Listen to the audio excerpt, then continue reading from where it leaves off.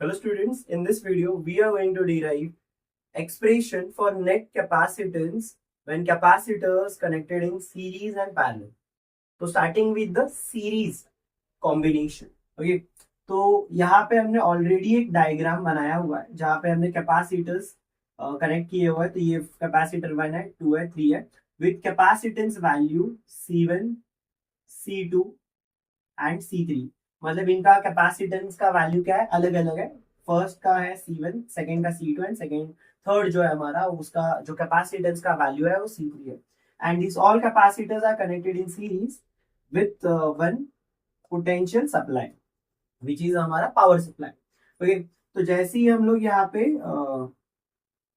इस बैटरी को कनेक्ट कर देंगे तो क्या होगा, ये जो पॉजिटिव साइड है ना, बैटरी की जो पॉजिटिव साइड, तो इस पॉजिटिव टर्मिनल की वजह से कैपेसिटर, ये जो फर्स्ट प्लेट है राइट, इस फर्स्ट प्लेट पे क्या हो जाएगा, पॉजिटिव चार्जेस आ जाएंगे. वहां पे क्या हो जाएगा, पॉजिटिव चार्जेस स्टोर हो जाएंगे.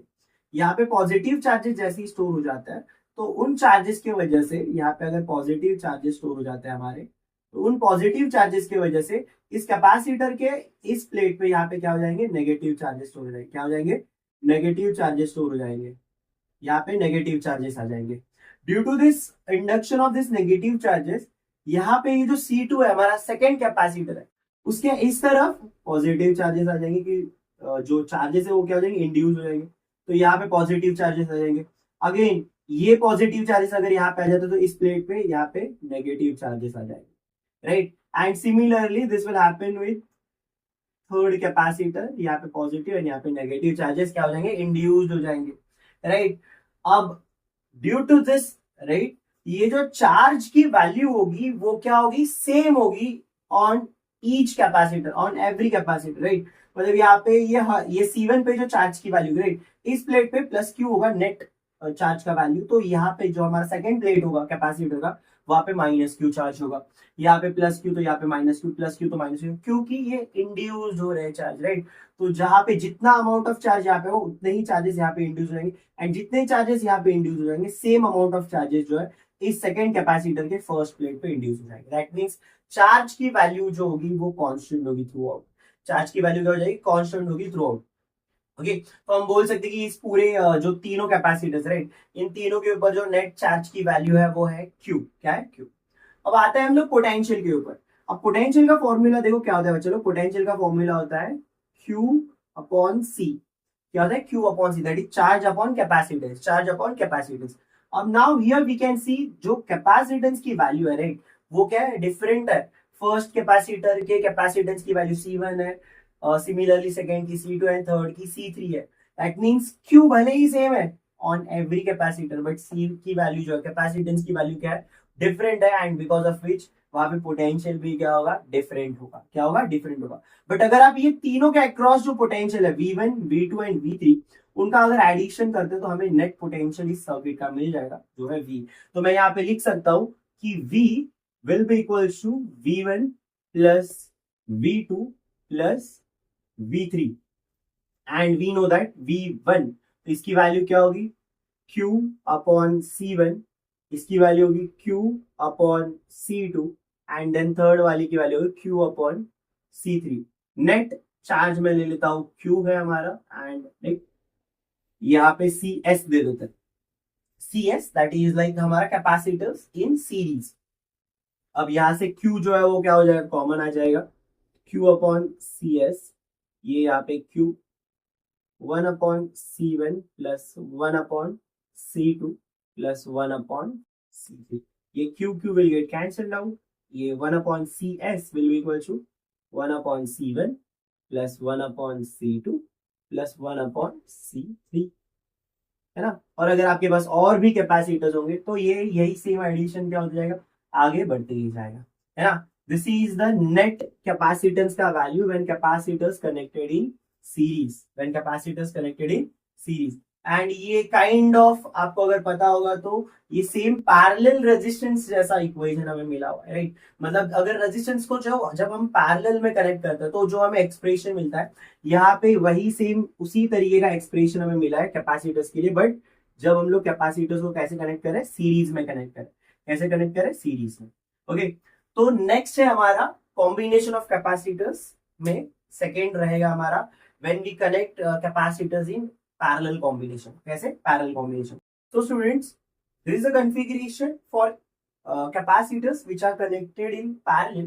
ओके, तो आप देख सकते हो कि हर एक capacitor is connected to battery, right? Each and every capacitor, ये कैपेसिटर है 1 2 3 एंड ये पूरे कैपेसिटर्स इस पॉजिटिव एंड से कनेक्टेड है हमारे बैटरी के, एंड यहाँ से इस तरफ से नेगेटिव एंड से भी कनेक्टेड है.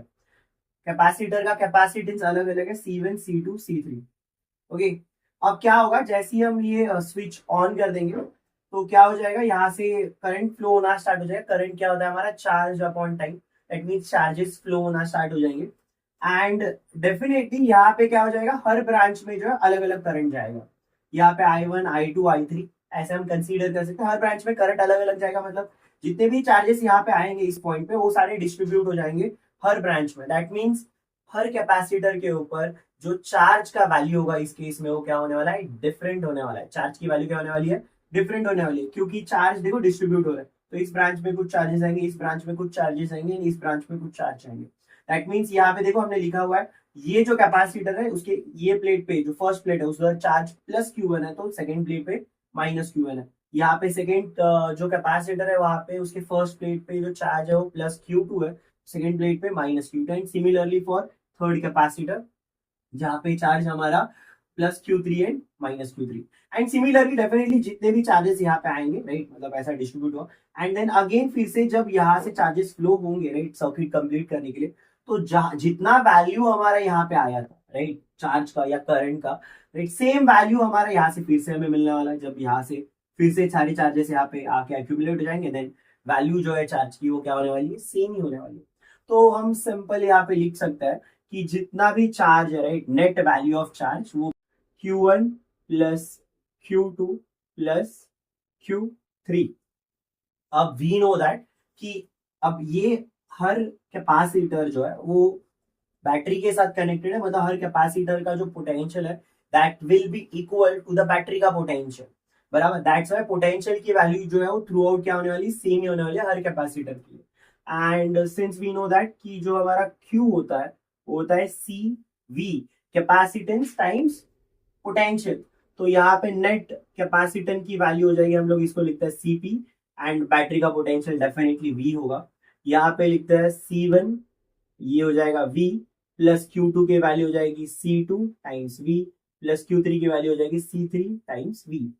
अब यहाँ से V कॉमन आ जाएगा तो CP V will be equal to V C1 plus C2 plus C3. This V and V will get cancelled out. CP की वैल्यू क्या मिलेगी? That is capacitance, right, in parallel की वैल्यू बन जाएगी C1 plus C2 plus C3, है ना? ये हमारा होता है नेट कैपेसिटेंस का value in case of capacitors connected in parallel combination, right. तो जब भी हम कैपेसिटर्स को पैरेलली कनेक्ट करता है तो उनका जो भी नेट कैपेसिटेंस होता है वो सिंपल क्या होता है? एड अप होते जाता है. Okay, and this will be the expression for it. अगर हमारे पास और भी कैपेसिटर्स है यहाँ पे और उनकी वैल्यू जो उनके कैपेसिटेंस की वैल्यू क्या होती जाएगी? एड अप होती जाएगी. आई होप आपको ये series and parallel combination of capacitor समझ में आ गया है, and how exactly we calculate the net capacitance का value in case of series combination, parallel combination, ये भी आपको क्लियर होगा. Still, if you find it difficult, you can ask me in the comment box. I'll definitely answer your question. And if you like the video, please do subscribe to the channel and give a like to this video. हम मिलते हैं next video. चलो, bye bye.